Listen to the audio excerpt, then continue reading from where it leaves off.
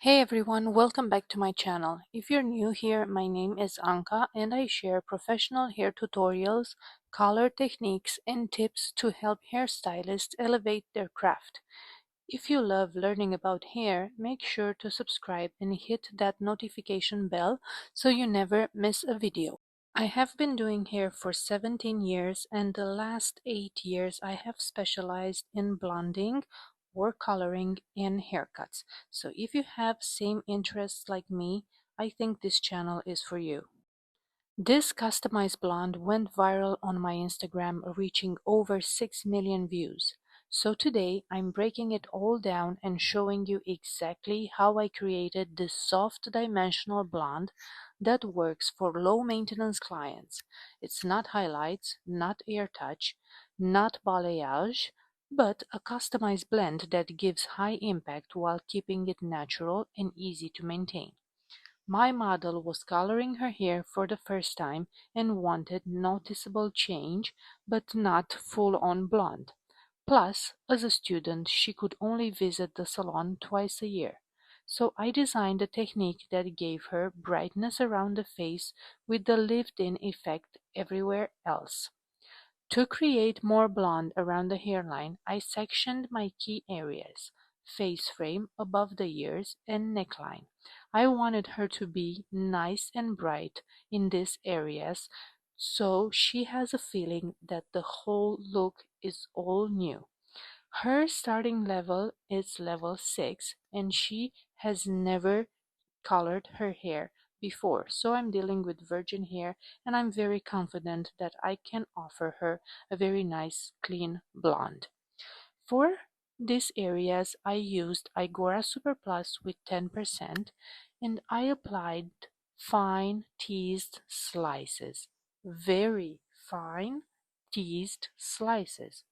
This ensures all the ends are blonde while maintaining some root dimension for a seamless growth.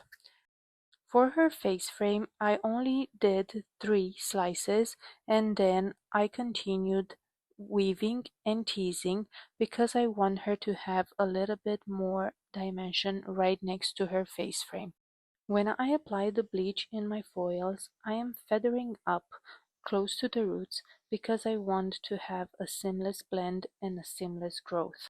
When the client has bangs, I feel that the face frame should continue around the hairline all the way to the back, because if not, it will look like she just has blonde bangs and the rest is dark. That's why my face frame doesn't end at the bangs, it just continues above the ears and all the way to the back, because when she's pulling her hair forward, this will look amazing, seamless, continuously front to ends. Once the hairline was done, I moved to the back using Igora Super Plus with 6%, and I took horizontal sections, weaving closer to the ends and then teasing 80% to keep minimal blonde in that area. I continued this method up to the crown, then pivoted my diagonal sections in the front to add depth toward the back. The reason why I'm weaving closer to the ends is because I am kind of digging into the slice, and also when I separate the hairs, they are thicker and thinner, thicker and thinner. This means that the blend will look a lot better than taking similar size highlights. And also I am teasing 80%, so a lot of her hair will stay natural, and I'm just blending very thin strands, so it's more towards the ends for the lived-in look. This full application took only 1 hour and 15 minutes. Teasing hair, it's a lot faster than air touch or baby lights or scalp lights or whatever other that creates a more blonde look. So if you want to offer this to your clients that are in a rush, that don't want to spend so much time in the salon, I think this technique is perfect, so the whole look will change, but they will still have a lot of natural and they will save a lot of time.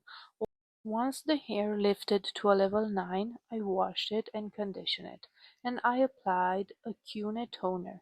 It was 9 to 8 with 2%, so no complicated formula, just one tube, and that was it, which created a soft beige blonde that complemented her natural color and features beautifully. I encourage you to use formulas that you find online only if the canvas you are working on is very, very similar to the canvas that the educators are showing, because if not, the result will not be the same. I also gave her a fresh haircut, and the final result was stunning. In fact, the video we filmed after went viral for both of us. So what do you think of this technique? Would you try it on your clients, or have you tried it before? Let me know in the comments, and if you found this tutorial helpful, give it a thumbs up. It really helps my channel grow. Also, if you know some hairstylists looking for free education, please feel free to share. And don't forget to subscribe for more in-depth hair tutorials like this one. Thanks for watching, and I'll see you in the next video. Bye!